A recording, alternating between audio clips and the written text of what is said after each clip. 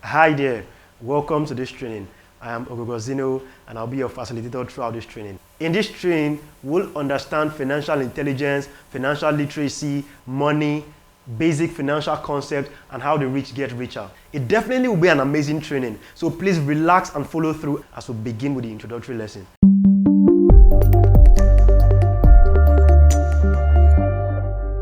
Financial intelligence. Before we jump right into it, there's a particular thing that is common to everybody. There is one thing we all have in common. The rich, the poor, every one of us have that particular thing in common. We all spend money. Yeah, money. Whether you have it in excess, you have it in just little quantity, you spend money. I spend money. The rich spends money. The government spends money. So every one of us are faced with this reality. Now the difference between the rich or the wealthy and the poor is being able to make proper financial decisions.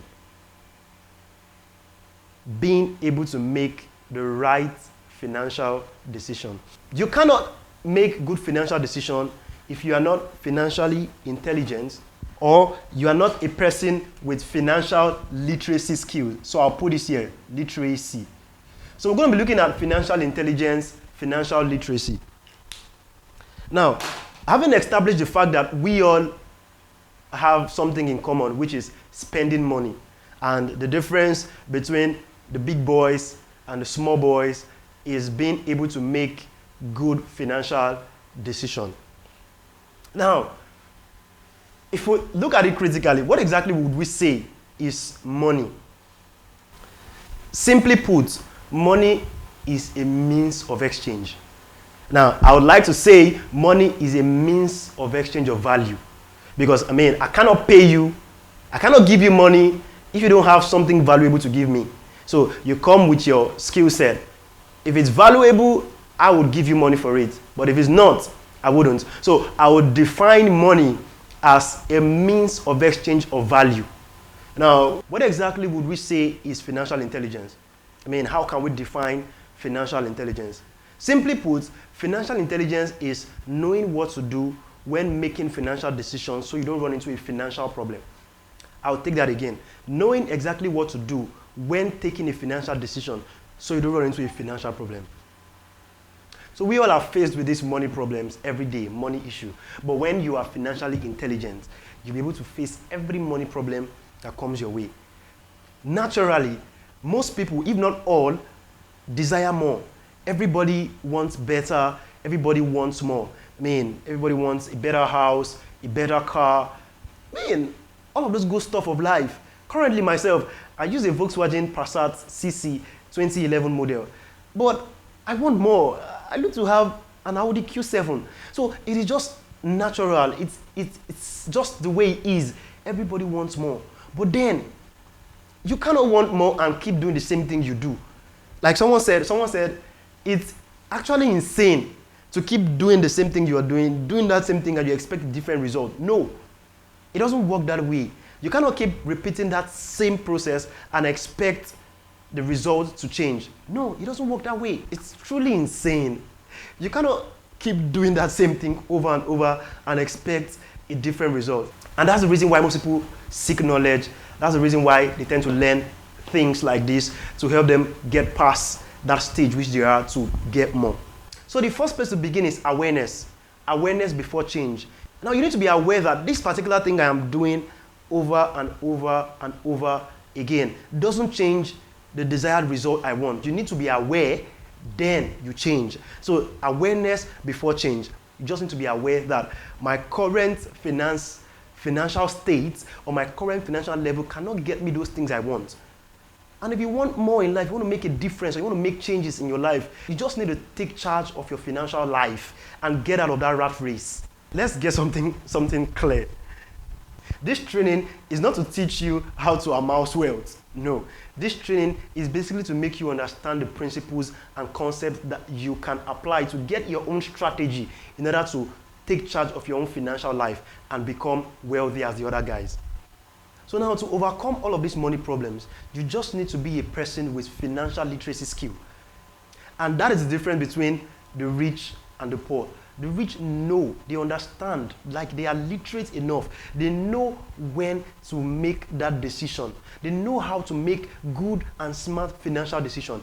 They invest so much to learn how to make proper financial decisions. They are good students of finances. So they are very, very much financially literate.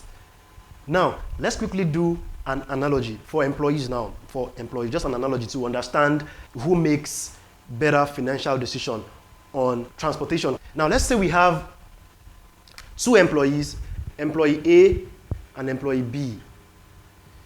Now, both of them, they live in Ajah, Lagos, Nigeria.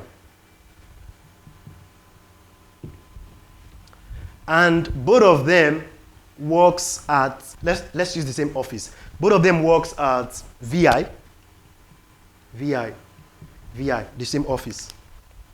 Now, both of them drives a 2016 Corolla. Their car, 2016 Corolla. Their car, 2016 Corolla. And let's analyze such that both of them bought the car at the same time, started the job at the same time, and going to the office at the same time. Now, let's try to analyze to see which of them will make, or which of them makes good financial decision concerning transportation. Now, for 1 year, employee A tends to pass alternative routes because why? It saves him 200 naira every single day. While employee B passes the toll gate and pays 200 naira every day. Now, critically looking at it, for 1 year, who do you think will incur much expense on car maintenance? Now, let's quickly do some analysis. Let's quickly analyze it. Both of them does this. Now, employee A passes alternative routes and he saved 200 naira. For a month, he has saved 4,000 naira, right? He has saved 4,000 naira. That's 4,000 naira. And employee B, in a month, he has lost 4,000 naira.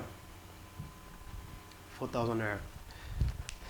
Employee B loses 4,000 naira. That's 20 days in a month, 200 naira every day, 4,000 naira to the toll gate. While employee A saves 4,000 naira because he doesn't pay toll gate 20 days in a month. Now tell me, on transportation costs with their cars, who is much more financially intelligent?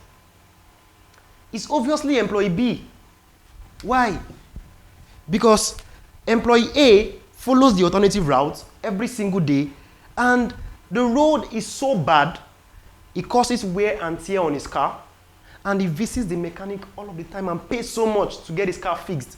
Every time he's complaining the legs of the car are shaking, he takes it to the mechanic, while this guy pays the toll gate and follows the toll gate. His car is in good shape. No bad road. Yes, bad road. No bad road.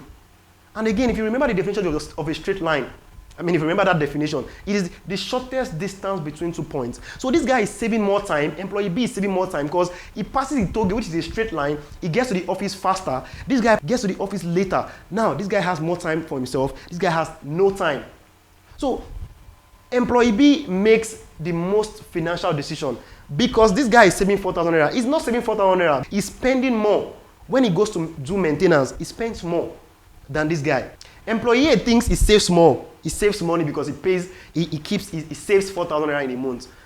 While this guy pays 4,000 naira. This guy is much more financially intelligent because the alternative route this man passes, it causes wear and tear in his car. And he has to go to the mechanic to fix this car, and he spends so much more than this guy. So employee B is financially intelligent than employee A. Moving on to the next thing, basic financial concept. Why the rich gets richer. Let's quickly check that out. Basic financial concept. Before we go into how the rich gets richer, let's quickly understand some of the basic terminologies we'll be using to explain that. So cash flow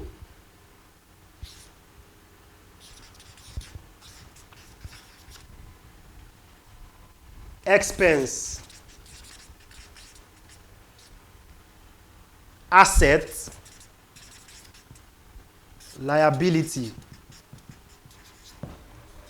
Now, cash flow is the money you bring in. Expense is the money you spend. Assets, it gets controversial here because what we tend to know as assets before now is whatever we own. So I own a house or I have a house, it's an asset. I have a car, it's an asset. But Robert Kiyosaki changed this. I mean, it has changed I think in 1990. He came up with something which is actually valid. So asset is what pays you. Pays you money. And liability takes away money. Now, let's critically look at it. Cash flow brings the money you bring in. Cash flow is the money that you bring in. Expense is the money that you spend. Asset pays you money, and liability takes away money from you. Right. Now, let's look at this.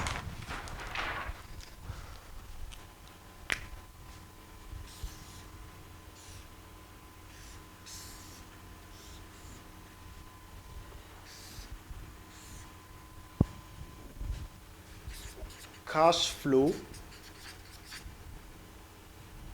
expense, and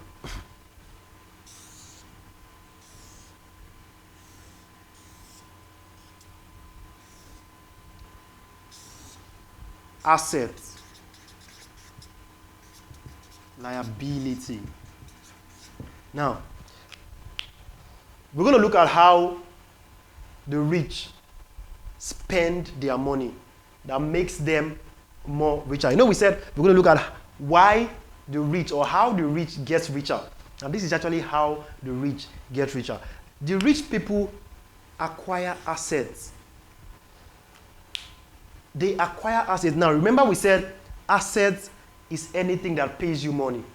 Now, they acquire assets. Now, this asset pays them money here, and there's cash flow. You see, someone said something. He said, the rich is not concerned about expense, liability, or whatever. They are concerned about cash flow. What brings in money? What keeps bringing in money? So what they do is they tend to buy assets. They buy assets. The assets brings in cash flow. Now, let's say for instance, they buy an asset. Now that asset brings in cash flow. Now, say for instance, the asset brings in a particular amount. Now what they do is they take the profit from this place, from this cash flow, take the profit, use it to buy another asset. And same thing, they make more, use it to buy another asset and keep recycling and keep recycling and keep recycling. That is how the rich gets richer. But you see the poor people, all they do is acquire liability. Anything can be an asset. Anything can be a liability. So long as it keeps paying you, it's an asset. So if I have a house and I put a house for rent and that house keeps bringing money for me, it's an asset. But if I have a house and I keep spending money on that house, it is a liability. So that's what differentiates the rich from the poor. The rich acquires assets and recycle that asset. The asset produces cash flow. Now that cash flow they use to acquire another asset, and that's actually how the money cycle works for the rich. So I cannot say these are liabilities and these are assets. It is just simple. Whatever pays you money is an asset. Whatever takes money from you is a liability. So I can say education itself is an asset because you learn something that helps you increase your cash flow. So education is an asset. That's basically what the rich does. They acquire assets. The asset brings in much more cash flow. Now they use the profit from that cash flow to acquire another asset. Now that asset, the new asset they acquired, bring in more cash flow. Now they use the profit from that one to acquire more assets. That is just how they continue doing it. That's how the money cycle works for the rich. Just keep acquiring assets, acquiring assets. So I cannot practically tell you these are assets, these are not assets. Asset is anything that pays you money. Liability is anything that takes away money for you or costs you money. So real estate, yes, is an asset. Education is an asset. So long as you are able to learn something that helps you increase your cash flow, it is an asset. Real estate, I have a house and I place that house for rent and it pays me money, it's an asset. Just the same way the house can be a liability if it doesn't pay me money.